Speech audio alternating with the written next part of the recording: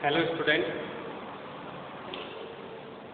Last chapter जो हमने complete किया है वो माइक्रो इन ह्यूमन वेलफेयर, जो कि 3rd यूनिट का लास्ट चैप्टर था। उसके बाद चैप्टर नंबर 11 और 12 ये आते हैं यूनिट नंबर 4 बायोटेक्नोलॉजी में, जो हम ऑलरेडी कंप्लीट कर चुके हैं। उसके बाद 5th यूनिट है अपने सिलेबस की इकोलॉजी।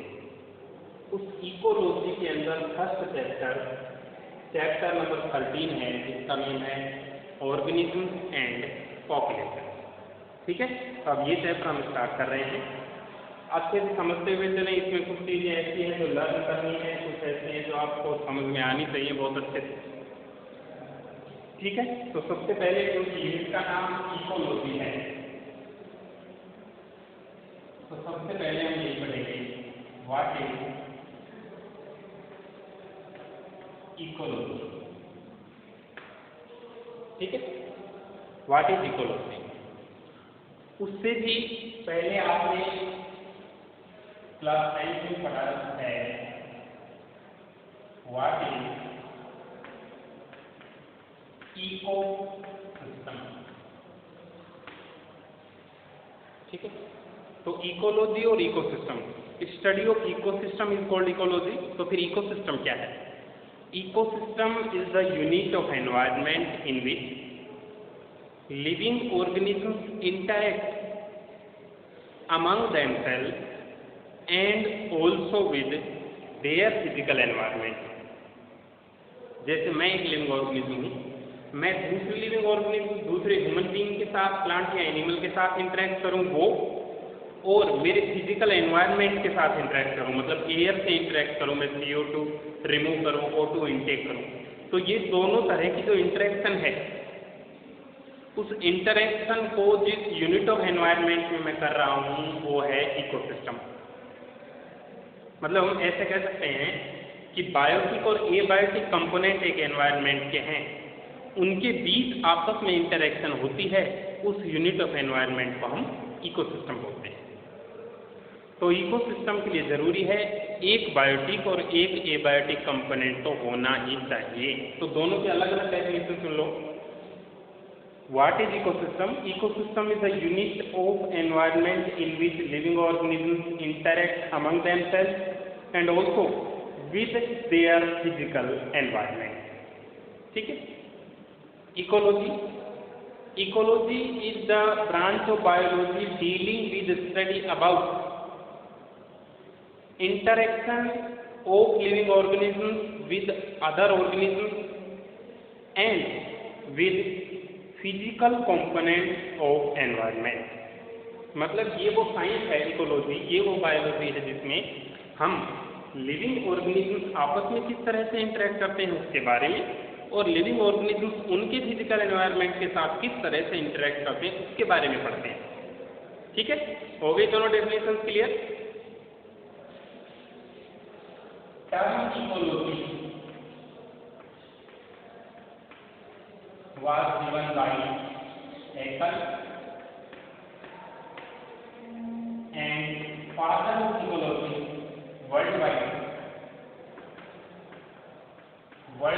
father मतलब वर्ल्ड में founder of ecology, father of ecology है Richard, and father of Indian ecology, जिनके बारे में आपकी बुक में भी बताया हुआ है, प्रोफेसर रामदेव मिश्रा। ठीक है, तो इकोसिस्टम और इकोलॉजी ये होती है। इकोलॉजी के अंदर, इस यूनिट के अंदर हम पढ़ने वाले हैं 4 डिफरेंट चैप्टर, जिनमें organisms and population chapter number 13 है, इकोसिस्टम चैप्टर नंबर 14 है, biodiversity and it's conservation chapter number 15 है, एनवायरमेंटल इश्यूज चैप्टर नंबर 16 है।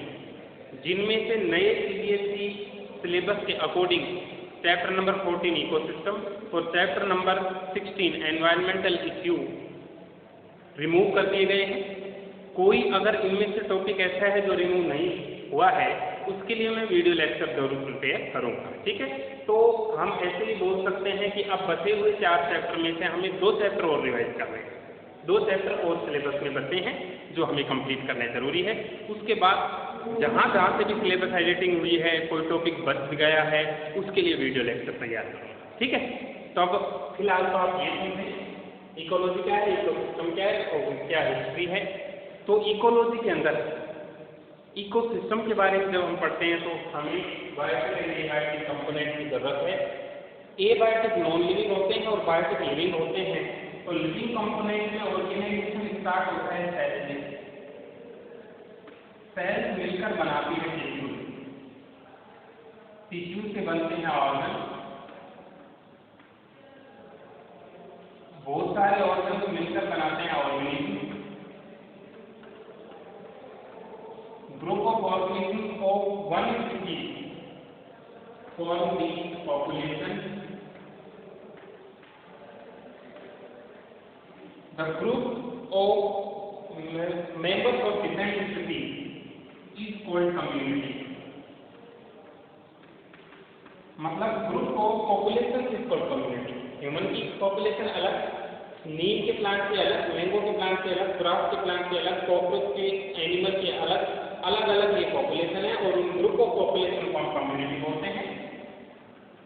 ग्रुप ऑफ पॉपुलेशन मतलब लिविंग ऑर्गेनिज्म और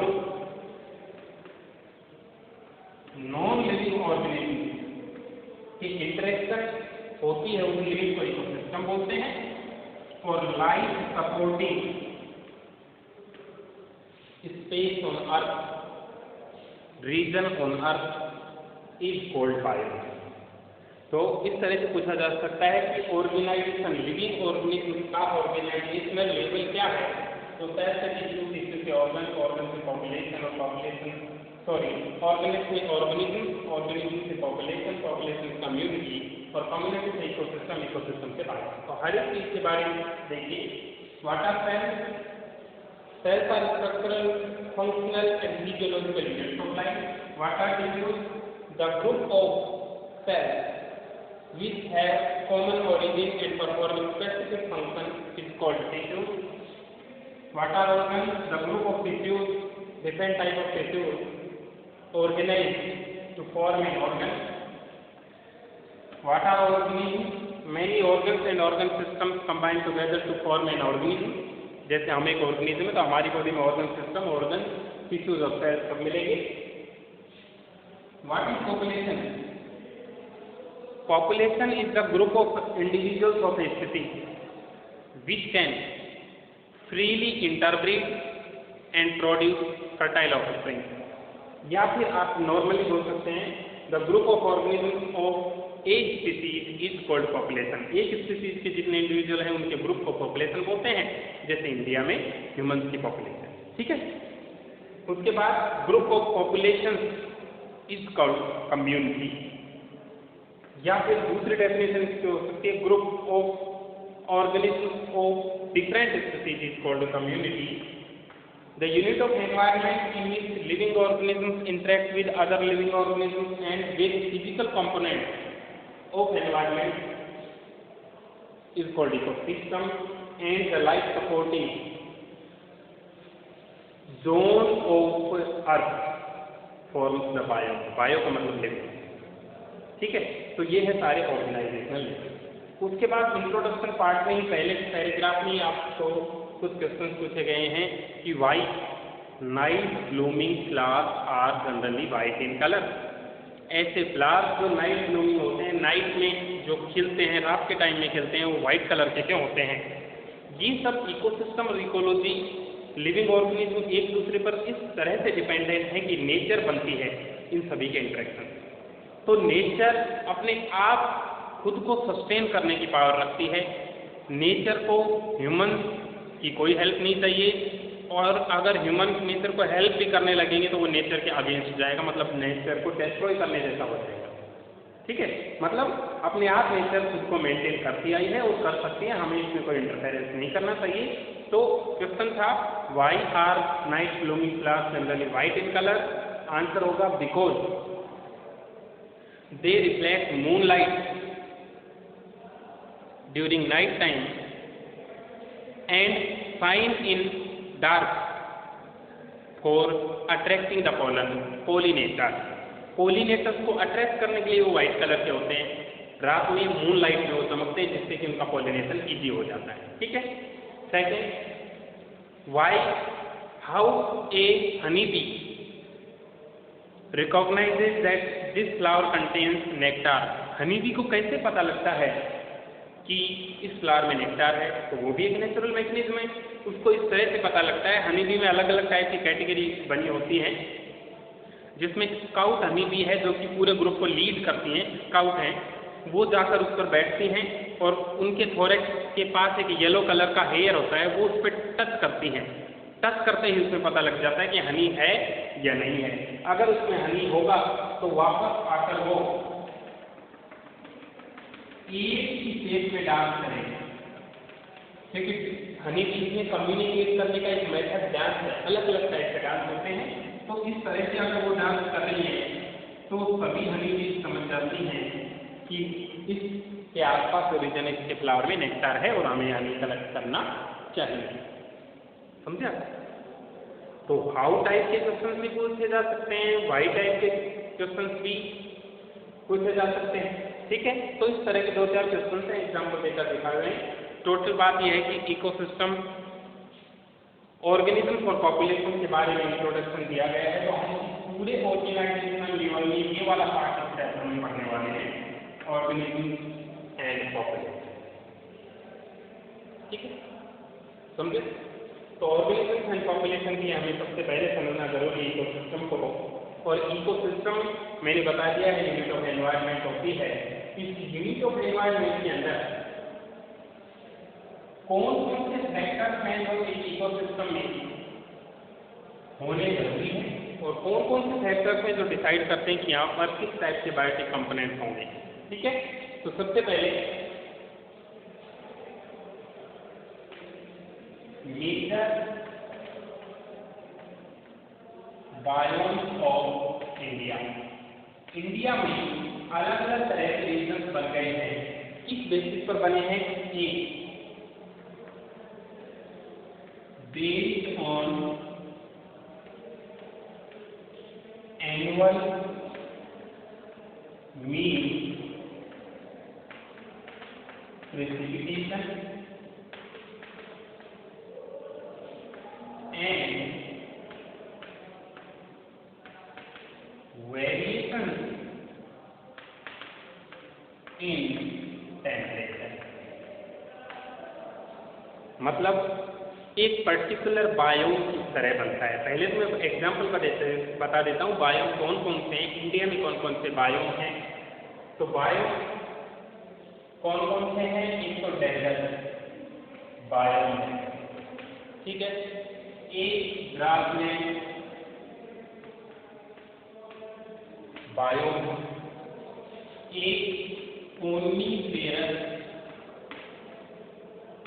फॉरेस्ट, ये भी बायोम है,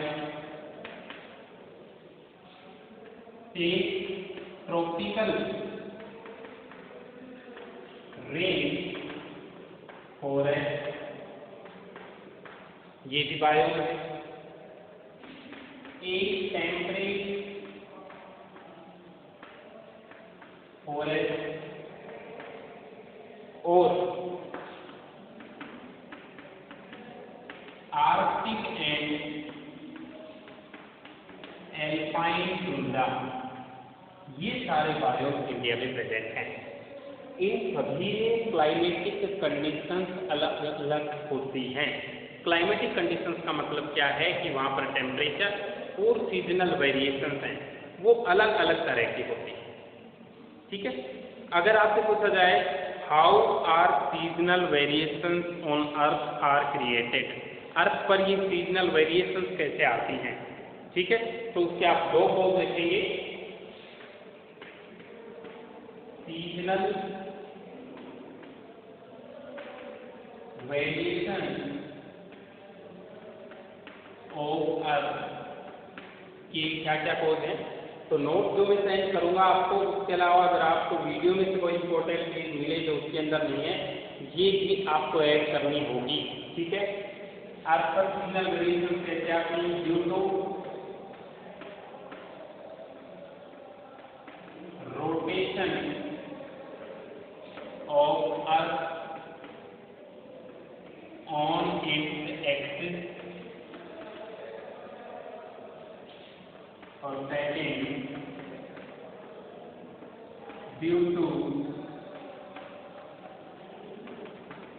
revolution of earth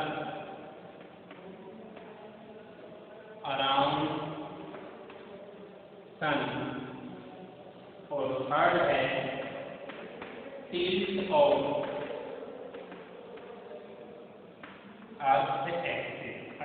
अर्थ के एक्सिस के टिल्ट के कारण, सन के अराउंड घूमने के कारण और खुद के ही एक्सिस पर घूमने के कारण सीजनल वेरिएशंस आती हैं।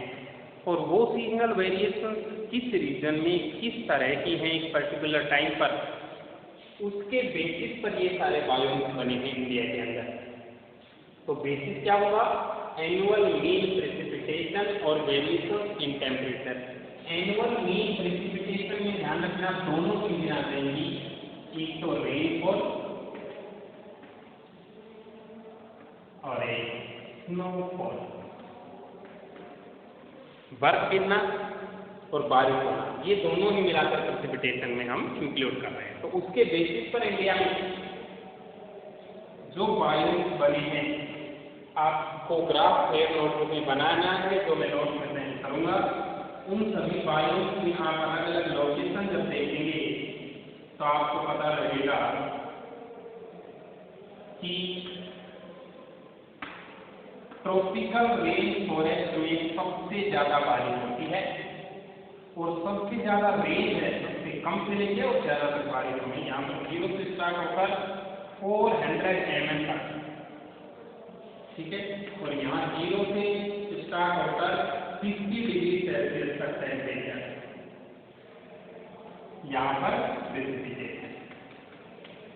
एक एग्जाम्पल के तौर पर आप समझ सकते हैं कि ये वाला जो रीजन मैंने डेजर्ट जो किया है, तो आप डेजर्ट में देख सकते हैं कि प्रेसिपिटेशन तो बिलो 15 होता है, 15 mm से भी कम बारिश होती है और यहाँ पर टेम्परेचर 50 तक भी जा सकता है, ठीक है। तो इस एक्सिस पर टेम्परेचर और इस एक्सिस पर रेनफॉल यानी प्रेसिपिटेशन को इंक्लूड करके ये 6 टाइप के बायोम्स इंडिया के अंदर बने हैं, जिनके नाम है desert, grassland, coniferous forest, tropical rain forest, temperate forest, arctic and alpine tundra. जिनमें से सबसे ज्यादा बायोडाइवर्सिटी, सबसे ज्यादा टाइप ऑफ लिविंग ऑर्गेनिज्म उस रीजन में मिलते हैं जहाँ पर टेम्परेचर और एनुअल मीन प्रेसिपिटेशन की रेंज ज्यादा हो। कम से ज्यादा की रेंज में डिफरेंस होना चाहिए। अगर बहुत कम रेंज होगी, 0 से 5 होगी, तो वहाँ पर उसी तरह के ऑर्गेनिज्म सर्वाइव करेंगे। 5 से 10 होगी तो उसी तरह की, और अगर 0 से 50 हो तो वो रेंज बड़ी होगी। बड़ी रेंज हो गई मतलब ज़्यादा लिविंग ऑर्गेनिज्म उन कंडीशंस के अंदर सर्वाइव कर सकते हैं। समझ गए? तो हम इकोसिस्टम के यहाँ पर डिस्कस करने वाले हैं major abiotic factor. Abiotic factor मतलब नॉन लिविंग। तो सबसे पहले मैं आपको बता देता हूँ कि इकोसिस्टम के 2 फैक्टर्स होते हैं, बायोटिक यानी कि लिविंग और एबायोटिक यानी कि नॉन लिविंग फैक्टर, ठीक है। बायोटिक के अंदर सभी लिविंग ऑर्गेनिज्म आएंगे, पी पी पी पी। इसका एक्सप्लेन अगर आप करेंगे तो pathogen, predator, parasite and competitor, ये सब पॉपुलेशन की इंटरेक्शन हैं, मतलब ये सभी लिविंग ऑर्गेनिजम्स हैं। और एबायोटिक फैक्टर के अंदर temperature, light, water, soil, air, ये सब नॉन लिविंग कंपोनेंट हैं, यानी कि एबायोटिक कंपोनेंट हैं इकोसिस्टम। ठीक है। तो यहाँ पर हम फोकस करेंगे एबायोटिक कंपोनेंट को सबसे पहले पढ़ेंगे। तो एबायोटिक जो फैक्टर्स है उनमें से आपको ये 4 ऑप्शन दे दिया जाए कि इनमें से कौन सा सबसे मोस्ट इम्पोर्टेंट फैक्टर है जो कि उस पर्टिकुलर इकोसिस्टम में type of living organism determine करता है कि यहाँ पर किस तरह के लिविंग ऑर्गेनिज्म सर्वाइव कर सकते हैं। तो आपको आंसर इसमें करना होगा temperature. Temperature most deciding factor होता है किसी भी रीजन में कि किस टाइप की प्लांट, एनिमल या फिर माइक्रो ऑर्गेनिज्म की स्थिति वहां पर सर्वाइव कर सकती है। ठीक है। तो पहले अभी मैं डाला हूं मेजर एबायोटिक फैक्टर में major abiotic factor. Non living factor जो है वो हम पढ़ेंगे यहाँ पर डिटेल में। नॉन लिविंग फैक्टर होते हैं एबायोटिक फैक्टर और उनमें से सबसे पहले हम पढ़ने वाले हैं टेम्परेचर। तो जैसा कि मैंने बताया it is most important abiotic factor which determine the type of living organism that will be present in an ecosystem. किस तरह के प्लांट, एनिमल, माइक्रोब्स वहां पर रहेंगे वो टेम्परेचर डिसाइड करेगा। क्यों डिसाइड करेगा? क्योंकि लिविंग ऑर्गेनिज्म सर्वाइव करती है सिर्फ ऑप्टिमम टेम्परेचर पर। अब ये ऑप्टिमम टेम्परेचर क्या होता है? ऑप्टिमम टेम्परेचर वो टेम्परेचर है जिस पर लिविंग ऑर्गेनिज्म सबसे एफिशिएंटली अपनी मेटाबॉलिक एक्टिविटीज को परफॉर्म कर पाती है। अगर उस टेम्परेचर से ज़्यादा या फिर कम टेम्परेचर हुआ तो उस लिविंग ऑर्गेनिज्म के जो एंजाइम्स हैं वो काम करना बंद कर देंगे। लो टेम्परेचर पे डीएक्टिवेट हो जाएंगे और हाई टेम्परेचर पे डीनेचर हो जाएंगे, क्योंकि एंजाइम्स एक टेम्परेचर और पीएच के लिए सेंसिटिव प्रोटीन्स होती हैं। ठीक है। अगर ऑर्गेनिज्म के एंजाइम ही उस टेम्परेचर पे काम नहीं कर पा रहे, इसका मतलब क्या कि वो ऑर्गेनिज्म वहां पर सर्वाइव कर ही नहीं पाएगी, क्योंकि इसकी मेटाबॉलिक एक्टिविटीज को कैरी करने के लिए तो एंजाइम ही होते हैं। ओके। एंजाइम जो कि फिजियोलॉजिकल एक्टिविटी को अफेक्ट करेंगे और फिजियोलॉजिकल एक्टिविटी अफेक्ट होने के कारण वो लिविंग ऑर्गेनिज्म वहां उस पर्टिकुलर रेंज ऑफ टेम्परेचर पर सर्वाइव करेगी या नहीं करेगी, ये डिपेंड करेगा। डिपेंड कैसे करेगा? कुछ लिविंग ऑर्गेनिज्म ऐसे भी होते हैं जो कि हाई टेम्परेचर पे सर्वाइव कर सकते हैं। दैट मीन्स ये अफेक्ट करता है कि मेटाबॉलिज्म को। कुछ ऑर्गेनिज्म ऐसे हैं जो हाई पर सर्वाइव कर सकते हैं, लो पर नहीं करेंगे। कुछ ऑर्गेनिज्म ऐसे हैं जो कि लो पर सर्वाइव कर सकते हैं और हाई पर नहीं करेंगे। ठीक है।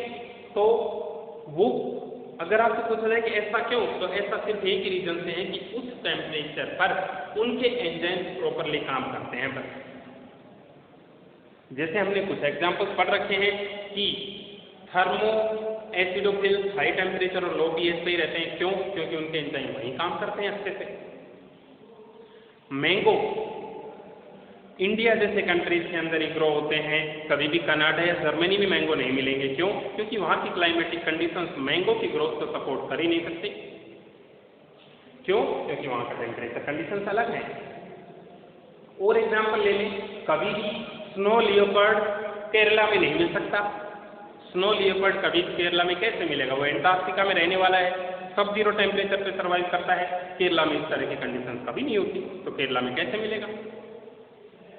टूना फिश की वैरायटी है जो कि ट्रॉपिकल ओशियन रीजन में कभी भी नहीं मिलेगी, टेम्परेट में मिल सकती है। क्यों? क्योंकि ट्रॉपिकल के लिए वो टेम्परेचर के लिए अडेप्टेड है ही नहीं। ठीक है। तो नोट्स में अगर ये तीनों पॉइंट होंगे तो आप ऐड कर देना, नहीं हो तो आप यहाँ से ऐड कर देना या बुक में से ऐड कर देना। First example, mango do not occur in Germany and Canada. Second, snow leopard can not be found in Kerala. Third, tuna fish TUNA cannot be caught in tropical ocean। ठीक है। ये सब डिस्ट्रीब्यूशनल रेंज डिसाइड कौन करता है? Temperature करता है। ठीक है। तो टेम्परेचर की रेंज को कोई ऑर्गेनिज्म कितना टॉलरेट कर सकता है उसके बेसिस पर ऑर्गेनिज्म दो टाइप के होते हैं। एक तो होते हैं एक्सट्रीमोथर्मल ऑर्गेनिज्म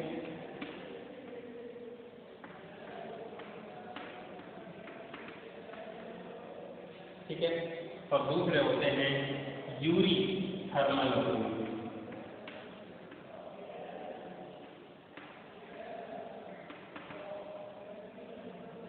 ठीक है, दोनों की डेफिनेशन सुन लीजिए। आपको टेबुलर फॉर्म में नोट में जरूर बनाना ही है, नोट में मैं दे दूंगा भी। The living organism which can survive only in a narrow temperature range are called clinothermal organism and the organism which can survive under wide temperature range. Wide temperature range मतलब 0 से 50 डिग्री सेल्सियस के बीच। एक example दिया है ये, और narrow का मतलब 0 से 5 डिग्री सेल्सियस। अगर इससे कम या इससे ज्यादा होगा तो ये ऑर्गेनिज्म सर्वाइव नहीं कर पाएगी, लेकिन यहाँ पर जो ऑर्गेनिज्म है वो 1 डिग्री सेल्सियस पर भी सर्वाइव करेगी, तो वो 49 या 50 डिग्री सेल्सियस पर भी सर्वाइव करेगी। एक एग्जांपल आप मैमल्स का देख सकते हैं। मैमल्स का वाइड रेंज डिस्ट्रीब्यूशन है अर्थ पर, उसका सबसे बड़ा रीजन ये है कि वो यूरीथर्मल है। यूरीथर्मल होने का मतलब ये है कि वो एक लार्ज, एक वाइड रेंज ऑफ टेम्परेचर को टॉलरेट करने की अपने अंदर एबिलिटी रखते हैं, होम्योस्टेसिस की एबिलिटी रखते हैं। इसके कारण वो वहाँ पर इजीली सर्वाइव कर सकते हैं। क्लियर? तो डेफिनेशन के बाद एग्जाम्पल लिखेंगे। ऑल प्लांट, मोस्ट एनिमल, और यहाँ पर भी एग्जाम्पल लिख लीजिए, वर्म ब्लडेड एनिमल,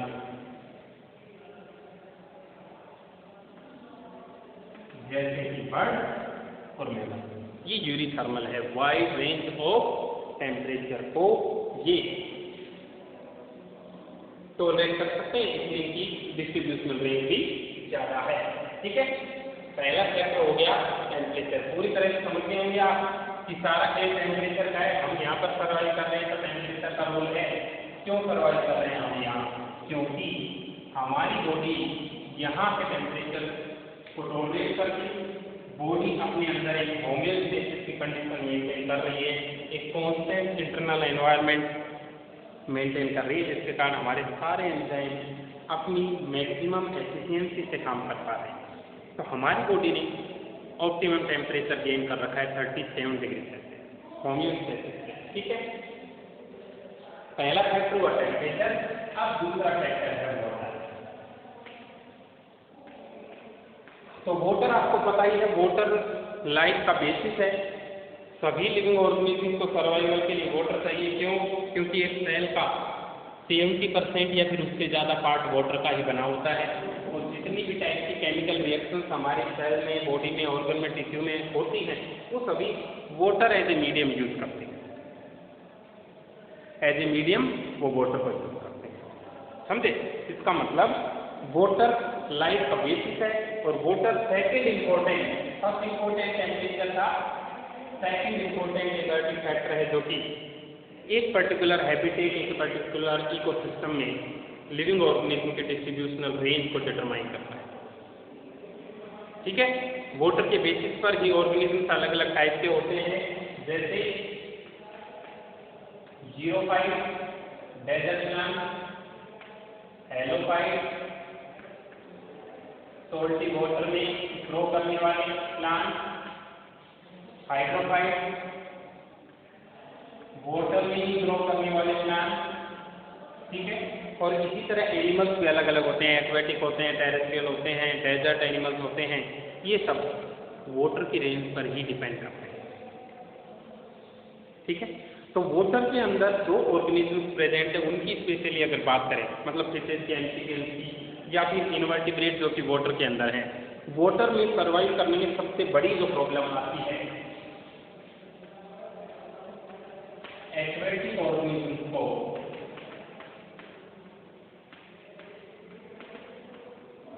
सर्वाइवल में जो सबसे बड़ी प्रॉब्लम आती है वो आती है ऑस्मोलैरिटी।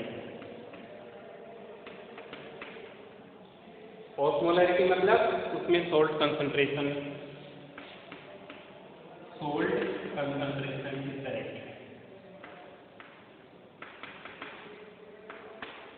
ठीक है, और इस सोल्ट कंसंट्रेशन को हम डिटरमाइन करते हैं पार्ट्स पर थाउजेंड से, PPT पार्ट्स पर थाउजेंड, मतलब 1000 मॉलिक्यूल्स ऑफ वाटर पर कितने मॉलिक्यूल हैं सोल्ट के, उसके बेसिस पर उस वाटर की सैलिनिटी डिटरमाइन होती है, उसकी वाटर की हमें सोल्ट कंसंट्रेशन पता लगती है, और जिस तरह की उस वाटर की सैलिनिटी होती है उसी तरह के लिविंग ऑर्गेनिजम्स वहाँ पर सर्वाइव करते हैं जिनके लिए वो एक ऑप्टिमम कंडीशन प्रोवाइड करें। ठीक है, तो उसके बेसिस पर अगर हम मेजर करें इनलैंड वाटर में सैलिनिटी होती है 5 पार्ट पर 1000 मॉलिक्यूल पर 5, जो कि बहुत कम है। ओशियन वाटर जो सोल्टी होता है उसके अंदर होती है 30 से 35 पार्ट पर मिलियन पर 1000। और जो मैंने सोल्टी स्टैंड के रीजन बताए हेलोफाइट्स जहाँ पर ग्रो करते हैं, और उससे भी ज्यादा हाइपर सैलाइन लैगून जो होते हैं, हाइपर सैलाइन लैगून उनकी होती है मोर देन 100 पार्ट पर 1000। अब आप ये मेजर कर सकते हैं कि हम जो इनलैंड वाटर यूज करते हैं उसकी सोल्ट कंसंट्रेशन इतनी है, और हाइपर सैलाइन लैगून जो कि स्वयं की दर्जन से एरिया होते हैं वहाँ पर भी जो लिविंग ऑर्गेनिज्म है वो कैसे सर्वाइव कर पा रही है, वो इस तरह सर्वाइव कर पा रही हैं कि वो वहाँ के लिए अडेप्टेड है, वहाँ के सोल्ट कंसंट्रेशन के लिए अपने आप को अडेप्ट किए हुए हैं, उन्होंने उसी तरह का सोल्यूशन अपनी सेल्स और टिश्यूज में बना दिया जैसा बाहर है। हाइपर होगा तो हाइपर बना दिया, आइसो हाइपर को आइसो कर लिया, और अगर हाइपो होगा तो हाइपो को आइसो कर लिया। लिविंग ऑर्गेनिज्म और उसके इमीडिएट फिजिकल एनवायरनमेंट में प्रेजेंट जो वाटर है उन दोनों की कंसंट्रेशन सेम होगी तभी वो ऑर्गेनिज्म वहाँ सर्वाइव कर पाएगी। अगर ज़्यादा या कम हुई तो वो ऑर्गेनिज्म वहाँ पर सर्वाइव नहीं कर पाएगी। तो वाटर में सैलिनिटी की रेंज को टॉलरेट करने के बेसिस पर भी ऑर्गेनिजम्स होते हैं दो टाइप के, एक स्टीनोहेलाइन और सेकंड यूनिहेलाइन। डिफाइन आप खुद भी कर सकते हैं, स्टीनो का मतलब नैरो होता है और यूनि का वाइड। स्टीनोहेलाइन मतलब क्या, organisms which can survive under narrow range of salt concentration, और यूनिहेलाइन मतलब the organisms which can survive under a wide range of salt concentration। ठीक है, दोनों टाइप के एनिमल्स होते हैं। स्टीनोहेलाइन में आप तीन ऑर्गेनिज्म को ले सकते हैं जो कि हाइपरसैलाइन लैगून्स में रहते हैं, क्योंकि अगर उनको कम कंसंट्रेशन प्रोवाइड की तो उनको प्रॉब्लम हो जाएगी, वो मर जाएंगे। और यूनिहेलाइन में ओशियन वाटर में जो ऑर्गेनिज्म होते हैं वो, और ये इनलाइन वाले भी तीनों में ही हैं, क्योंकि इनलाइन को जब ज़्यादा सोर्स दिया गया तो वो प्रॉब्लम हो जाती है। ठीक है, दूसरा मेजर एबायोटिक फैक्टर जो कि ऑर्गेनिज्म की डिस्ट्रीब्यूशन, ऑर्गेनिज्म के टाइप वहाँ पर कौन कौन से उनमें डिसाइड करता है वाटर। उसके बाद हम पढ़ते हैं आप थर्ड एबायोटिक फैक्टर। थर्ड जो एबायोटिक फैक्टर है वो है लाइट।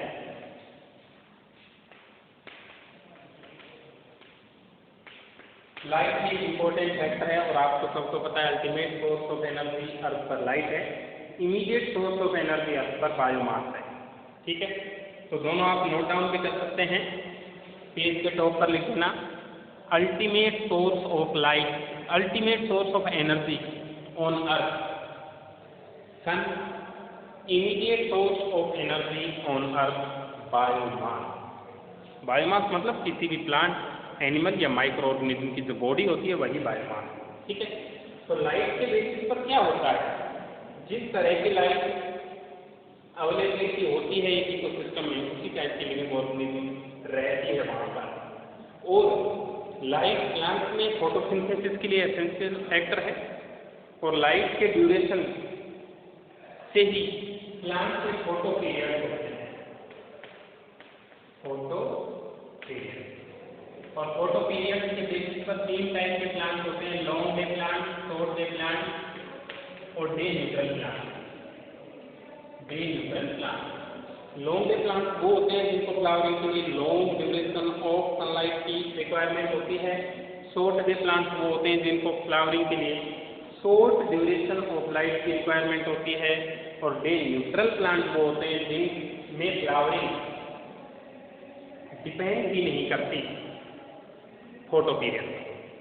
ठीक है, तो प्लांट में फ्लावरिंग, क्योंकि फ्लावरिंग फिनोमिना इतना इंपॉर्टेंट है कि इसी से रिप्रोडक्शन करके पॉपुलेशन इंक्रीज करने का काम करते हैं प्लांट, इसलिए फ्लावरिंग को अफेक्ट करती है। ठीक है, तो light photo period in plant and foraging pattern and reproductive behavior in animals, animals के रिप्रोडक्टिव बिहेवियर पर भी लाइट उसको अफेक्ट करती है। इन सभी चीज़ों से लाइट डायरेक्टली कनेक्टेड है, इसका मतलब वहाँ पर किस तरह के ऑर्गेनिज्म होंगे वो उस लाइट पर डिपेंड करेंगे कि लॉन्ग डे वाले प्लांट होंगे वहाँ या शॉर्ट डे वाले होंगे या डे न्यूट्रल वाले होंगे। तो इस तरह से लाइट भी वहाँ पर present type of living organism को अफेक्ट करती है कि किस तरह कितनी रेंज की लाइट अवेलेबल होगी तो किस तरह के प्लांट वहाँ पर सर्वाइव कर सकते हैं जो ऐसे फ्लावरिंग करें, और अगर किसी और रेंज की लाइट प्रेजेंट होगी तो कौन से तरह के प्लांट हैं जो वहाँ पर सर्वाइव करेंगे। जिस तरह के प्लांट वहाँ सर्वाइव करेंगे उसी तरह के एनिमल्स वहाँ पर मिलेंगे हमें। ठीक है, तो लाइट भी एक मेजर एबायोटिक फैक्टर है जो डिसाइड करता है वहाँ पर किस टाइप की लिविंग ऑर्गेनिजम्स होंगी, किस टाइप की नहीं। एक्वाटिक वाटर बॉडीज में भी डीप जो ओशियन होते हैं उनमें किस तरह की लिविंग ऑर्गेनिज्म होगी, मिडिल पार्ट में किस तरह की होंगी, सबसे ऊपर किस तरह के प्लांट्स होंगे, ये सब डिसाइड करती है लाइट। और फैक्टर है सॉइल, और सॉइल से रिलेटेड फैक्टर्स को हम बोलते हैं एडेप्टिव फैक्टर। क्या बोलते हैं? Adaptive factor. उस सॉइल का की स्टडी को बोलते हैं पेडोलॉजी, और सॉइल के फॉर्मेशन प्रोसेस को बोलते हैं पेडोलॉजी। ठीक है, ये चीजें नोट्स में नहीं है, आप नोट कर सकते हैं। The factors related with soil are called edaphic factors. Study about soil is called pedology and formation of soil is called pedology.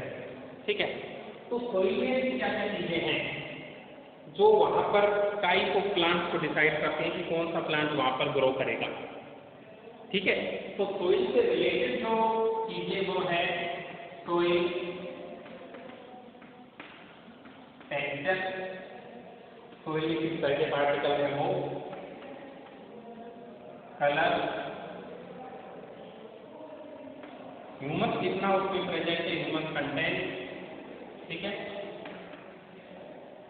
उस सोइल की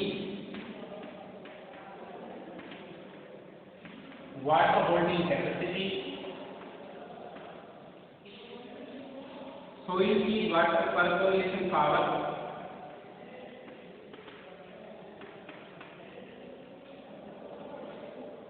और पीएच, ऑर्गेनिक मैटर का यूज हो गया, सैलिनिटी। ये सारे सॉइल से रिलेटेड फैक्टर्स हैं जिनको एडेप्टिव फैक्टर बोलते हैं। इन फैक्टर्स की कंसंट्रेशन अलग अलग होती है। जिस टाइप का सॉइल का टेक्सचर या कलर होगा, ह्यूमस कंटेंट होगा, उसी टाइप का प्लांट वहाँ पर ग्रो करेगा, मतलब वहाँ पर फ्लोरा यानी कि वेजिटेशन ग्रो करेगी, जिसके कारण वहाँ पर उसी तरह की लिविंग ऑर्गेनिज्म सर्वाइव कर पाती है। तो जिस तरह के प्लांट उस एरिया में डेवलप होंगे उसी तरह के उन प्लांट्स पर डिपेंडेंट जो एनिमल्स हैं वो डेवलप होंगे और धीरे धीरे वहाँ पर एक इकोसिस्टम का फॉर्मेशन होगा। ठीक है, तो इकोलॉजी यूनिट में पहला चैप्टर जो आज हमने स्टार्ट किया है ऑर्गेनिज्म एंड पॉपुलेशन में, वहाँ हमने इंट्रोडक्शन पार्ट के साथ साथ इकोसिस्टम के एबायोटिक फैक्टर्स 4 कंप्लीट कर लिए हैं, temperature, water, light and fluid. वहाँ तक के नोट्स बनाने हैं। उसके बाद है response to abiotic factors. Living organisms abiotic factors के लिए किस तरह का रेस्पॉन्स जनरेट करती हैं, उस बेसिस पर भी हम लिविंग ऑर्गेनिज्म अलग अलग तरह की पढ़ेंगे। ठीक है, तो यहाँ इस चैप्टर में यहाँ तक का इतना आपको नोट्स बनाने, इसे अच्छे से समझने। ये चैप्टर समझते चले साथ साथ 2-3 वीडियो लेक्चर अगर साथ छोड़ दिए तो फिर समझने में मुश्किल होगी, और नोट्स भी सब साथ साथ बनाते चलें, सभी अपने नोट्स देते। ओके, आगे का टॉपिक नेक्स्ट है। Thank you.